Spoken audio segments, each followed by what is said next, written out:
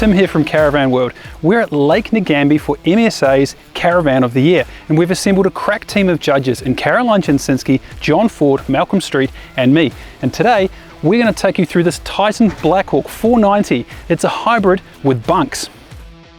The Titan 490 was an amazing little van. That's a family van. It really impressed me.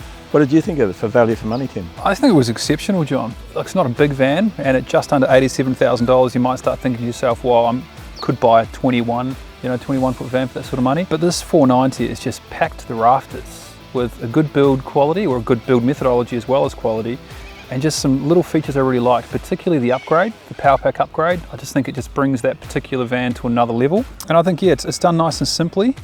Quite a small van, easy to tow. You had the Land Cruiser. Did that do it all right? Actually, we used an Amarok just for something different. I'm really happy to talk about that because we've been on a number of vans here. We've been using the Land Cruiser, and it was interesting to get into the Amarok with a van of similar weight and just see, I guess, how the tow vehicles perform. Certainly the van itself, I thought, towed quite well.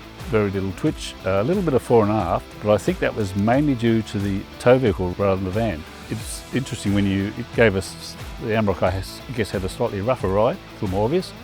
I really do appreciate the ground clearance in small vans, and also the somewhat narrow body. Like, that is a van that you will take into a proper off-road farm stay and pick your own camping spot, and it will track along behind most utes, no problem.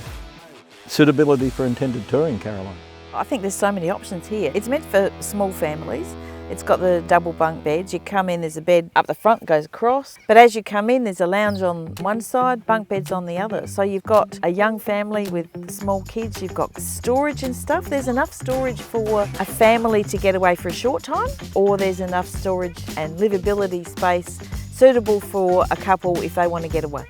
Did you have a good look around, the build quality? What did you think of that? Build quality, well, it's got that frameless composite construction. It's the on-trend methodology at the moment. The advantage, of course, are it's lighter, it's good insulation, and it's faster to build. And that's really important to get out more vehicles, and that's exactly what Titan is doing. You know, we see this van as an off-roader for a young family, so the sort of things to me that matter is the underside capable? And I thought it was. This one wasn't fitted with underbody protection, which is an option from the factory. Can be retrofitted in Queensland, which is nice. But what I did appreciate is the 2.8 tonne rated suspension. It's also got toe and camber adjustment, and it looked quite simple. So you can maintain your alignment, so you won't chew your tyres out. And I just want to emphasise, like the marine grade gel coat, again, you can polish a light scratch out of it really quickly and easily. And if you did hit something quite dramatically, you can patch repair it. So I think from an off-roading point of view, its durability is quite good.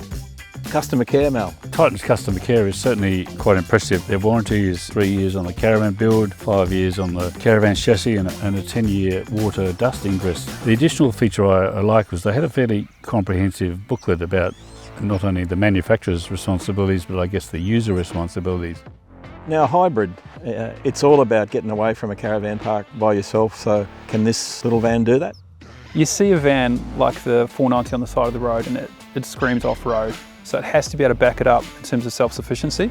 And this one does. And I think the main reason why is the $6,000 option pack, which is the Stage 2 power pack, which adds extra battery, extra solar panels, and a really comprehensive Victron power management suite, which is super impressive. Like, we were running the AC no problem. We would have seen more than 4 hours of runtime and still had some capacity. We also fired up the microwave while the AC was on, and it didn't overload the system. So I think from a self-sufficiency point of view, it's really good. I think you'll run out of water before you run out of power very quickly in this van. I think if you're clever with water and you're near a decent fresh water source, you should be able to stay with this for, at least a week off grid. Perhaps your toilet will catch up with you though. So it seems well like the little hybrid. It's very innovative in its design. Pretty unusual to see that sort of use of space in the van to get bunks and a cooker and a bed. A great little van to get off grid with, get away for a couple of weeks. I think particularly families are going to love it. I mean, it's designed for a family. Yes, you can take the grandkids away if you wanted to, but I really think it's aimed right at that young people market. It's a great little van.